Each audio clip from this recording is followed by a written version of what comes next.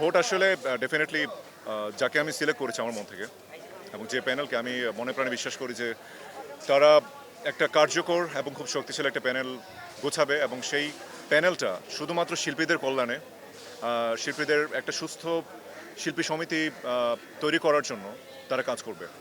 আসলে আমাদের শিল্পীদের অনেক চাওয়া পাওয়া থাকে, যেটা হয়তো বিগত বহু বছর আমরা দেখেছি যে অনেকগুলো শিল্পী সমিতির কমিটি গঠন হয়েছে কিন্তু সেগুলো দিকে আলোকপাত করা হয়নি।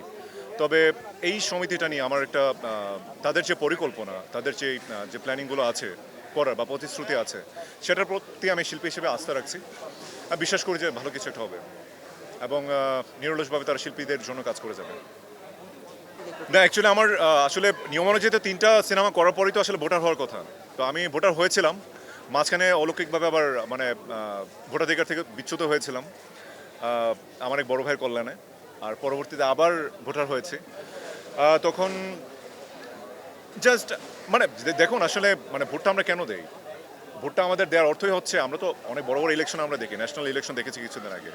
তো এখানে আমরা সিলেক্টেড কিছু প্রার্থী যারা ভালো কাজ করবে, শিল্পীদের চিকিৎসার ব্যবস্থা করবে, শিল্পীদের মানে শিল্প সত্তাকে সমৃদ্ধ করার জন্য কাজ করবে এবং সেই সঙ্গে একটা সুন্দর সুস্থ শিল্পী সমিতি গঠন করবে, তাদেরকে তো আমরা ভোট দেবো।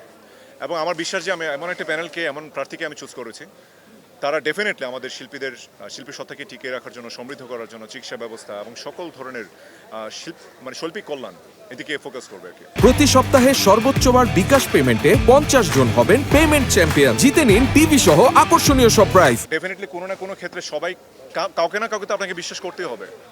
পরে যেমন আপনি বিবাহিত বউকে বিশ্বাস করেন, তো আপনি বিয়ে করার আগে বিশ্বাস করে তো তাকে বিয়ে করতে হবে। সুখে থাকবেন কি না থাকবেন সেটা তো পরের ইস্যু। তো তারপর আমি আবার আমি আমি ব্যক্তি হিসেবে বিশ্বাস করি যে সবাই যাকে আমি ভোট দিয়েছি বা যারা হয়তো নির্বাচিত, একটা দল হয়তো নির্বাচিত হবে না, দিন শেষে আমরা একটা পরিবার এবং এই পরিবারটা যেন সবাই মিলেমিশে কোনো প্রকার রেষারেষি বিদ্বেষ সব কিছু ভুলে সুন্দরভাবে যেন আমরা একটা সুন্দর শিল্পী সমিতি গঠন করতে পারি এবং সব কিছু ভুলে শুধুমাত্র শিল্পীদের কল্যাণে সবাই যেন কাজ করে। আমি মন থেকে সেটাই প্রত্যাশা করব। হ্যাঁ, আমার কিছু পেন্ডিং সিনেমা আছে এবং একটা বা দুটো সিনেমার ব্যাপারে মোটামুটি ফাইনাল হয়েছে এবং এগুলো শুরু হবে। একটা মাঝখানে একটা লম্বা গ্যাপ গেছে এবং আমরা মোরলে সবাই জানি যে আমাদের প্রডিউসারদের কিছুটা ঘাটতি এখন রয়েছে, যেটা হয়তো আগে ছিল না। তবে এই ঘাটতিটা আস্তে আস্তে পূরণ হবে এবং ডেফিনেটলি পর্দায় ভালো কিছু নিয়ে খুব দ্রুত ইনশাল্লাহ আসবো, আশা করছি। না, অ্যাকচুয়ালি আমি যাদেরকে ভোট দিয়েছি তারা তো মোরলে সবাই মানে সবাই তো আর মানে স্টার বলতে কি, আপনি হয়তো স্টার হয়তো সিনেমার স্টারদেরকে মিন করছেন যারা সিনেমার হিরো হিসেবে কাজ করে, হিরোইন হিসেবে কাজ করে। বাট আমার কাছে হচ্ছে যারা অভিনয় করে each and every one is a star. হয়তো কেউ কম কাজ করেছে, কেউ বেশি কাজ করেছে। আর আমি যাদেরকে ভোট দিয়েছি লাইক হচ্ছে ওই যে ইসি পদে যেমন 11টা ভোট দিতে হয়, আমি তো যাদেরকে চিনি সব তাদেরকে ভোট দিয়েছি।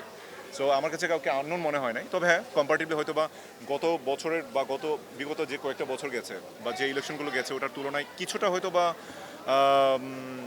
এই জিনিসটা কম আছে যেটা আপনি বললেন। তবে আমার মনে হয় যে এটা কোনো ব্যাপ্তি ঘটবে না। আমি দিন শেষে কে কত বড় স্টার সেটা থেকে কে কত যোগ্য এবং কে কার বেশি কাজ করার মানসিকতা আছে, সাইকোলজিক্যালি কে বেশি মানুষকে কল্যাণ করতে চায়, এটা আমার জন্য বেশি ইম্পর্টেন্ট এবং আমার কাছে মনে হচ্ছে আমি তাদেরকে ভোট দিয়েছি। এটা একান্তই হচ্ছে যারা প্রার্থী হয়েছেন বা যারা নির্বাচিত হবেন, একটা পদে বসবেন, তাদের মানসিকতার উপর ডিপেন্ড করবে। আমি আসলে অতীতকে স্মৃতিচারণ করতে চাই না, আমি যত নেগেটিভিটি আছে সব কিছু আসলে ভুলে যেতে চাই, এটা আমার পার্সোনাল একটা হ্যাবিট।